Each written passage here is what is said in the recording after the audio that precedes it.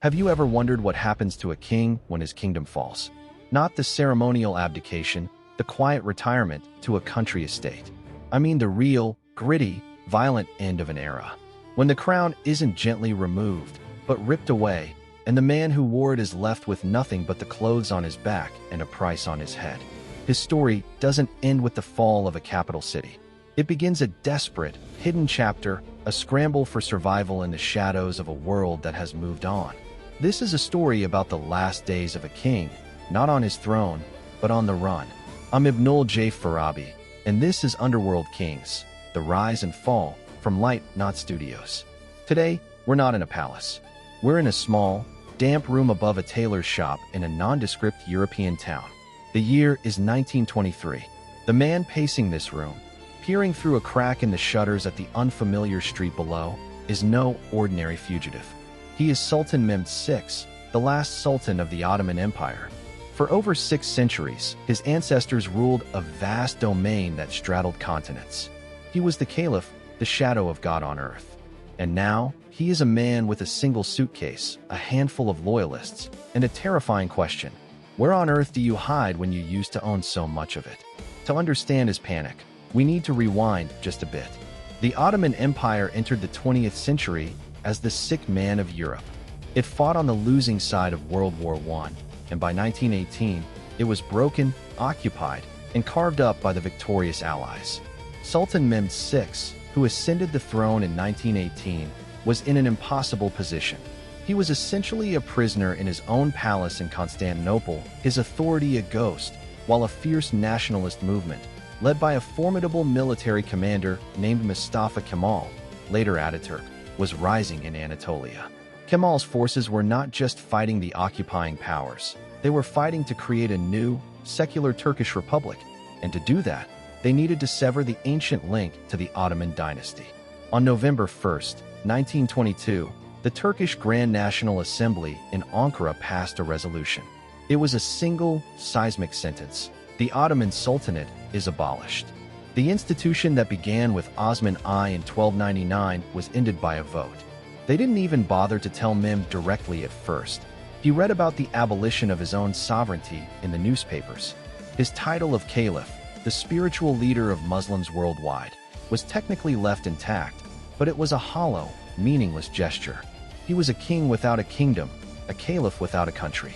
He was now just Mehmed Vahdettin, a private citizen, and a deeply unpopular one at that, viewed by the nationalists as a collaborator with the enemy. His life was in immediate danger. Angry crowds demonstrated outside the dilapidated Dolmabahce Palace. The new Ankara government made it clear his safety could not be guaranteed. A plan was hatched in secret. On November 17, 1922, under the guise of a routine afternoon stroll, Mehmed left his palace for the last time. He was driven not to another residence, but to the docks. There, the British warship HMS Malaya waited.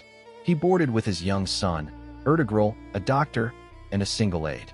He reportedly kissed the hand of the British officer who received him, a shocking gesture of submission from a man born to receive such kisses. As the ship pulled away from the shore, he watched the silhouette of his city, the city of sultans for centuries, recede into the twilight. He would never see it again. And so began the exile. The British took him to Malta, a temporary refuge. But a deposed monarch is a political hot potato. No country was eager to host him permanently, fearing diplomatic backlash from the new, fierce Turkish Republic. He was a man without a state, and soon, he would be a man without money. The Ankara government confiscated all Ottoman imperial assets. His personal wealth, his properties, everything was gone. The man who once signed orders distributing gold from the treasury now had to rely on the charity of others. He wrote pleading letters to world leaders, to old contacts, styling himself still as the caliph, hoping for a pension, for recognition, for anything. The replies were polite, evasive, and ultimately empty. After months in limbo, he was granted permission to settle in the Italian Riviera in the town of San Remo. He rented a villa he could scarcely afford, called the Villa Manola. This is where the true weight of his fall settled in. Imagine his life there. A modest villa, not a palace. A small, paid staff, not an imperial court. His days were spent in a kind of suspended animation. He would sit for hours, staring at the Mediterranean Sea, a vast blue expanse that must have felt like a beautiful prison wall. He was plagued by illness, by depression, and by a constant, gnawing fear of assassination. The Turkish Republic had passed a law of treason against the royal family. There were rumors of agents, of plots. Every stranger at the gate, every unexpected letter, was a potential threat. His one remaining thread to his old identity was the title of Caliph. But in March 1924, the Ankara government cut that final thread. They abolished the caliphate altogether. The news shattered Mehmed. It was the ultimate erasure. He was no longer a political figurehead. He was now spiritually deposed as well. In his own eyes, and in the eyes of the few who still supported him, he was still the rightful leader of the Muslim world. To the rest of the planet, he was a historical artifact, a living relic with no legal or spiritual status. The loneliness of that position is almost unimaginable. His financial situation grew dire. He sold his remaining valuables, medals, jewels, even personal gifts. He moved to a smaller, more affordable house. The king was now pinching pennies, arguing with landlords, worrying about utility bills. The contrast is almost Shakespearean. The man who once commanded armies now commanded only his own dwindling household budget. The empire upon which the sun never set was reduced to the shadow he cast on his daily walk through a quiet Italian town, a walk always shadowed by bodyguards he could barely pay. Mehmed VI, the last Ottoman Sultan, died in San Remo on May 16, 1926. He was 65 years old. The cause was heart failure, but one can't help but see a man who died of a broken world. His death was a minor news item. There was no state funeral. He was buried in the cemetery of the Suleymaniye Mosque in Damascus, a final resting place chosen not for its grandeur, but because it was one of the few remaining Ottoman territories that would accept his body.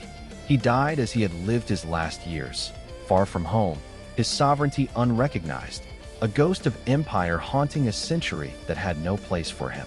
There's a profound lesson in his story, one that goes beyond the dramatic fall of a dynasty. We often think of history in terms of grand shifts, revolutions, treaties, the fall of empires. But history is also lived in the small, quiet, desperate moments of the individuals caught in that shift. Mehmed's exile wasn't just a political event. It was a deeply human ordeal. It was the daily humiliation of lost status, the terror of irrelevance, the struggle to simply exist when your entire reason for being has been declared null and void by the modern world. He wasn't a hero, nor was he particularly a villain in the end. He was a man who inherited a ruin and became, himself, the final piece of rubble to be cleared away. His story is the ultimate epilogue to power. What comes after the throne is gone, and all that's left is the man who once sat on it, alone in a rented room, listening to a world that has already forgotten his name. Thank you for listening. This has been Underworld Kings, The Rise and Fall. I'm Ibnul J. Farabi. This episode was produced by Light Knot Studios.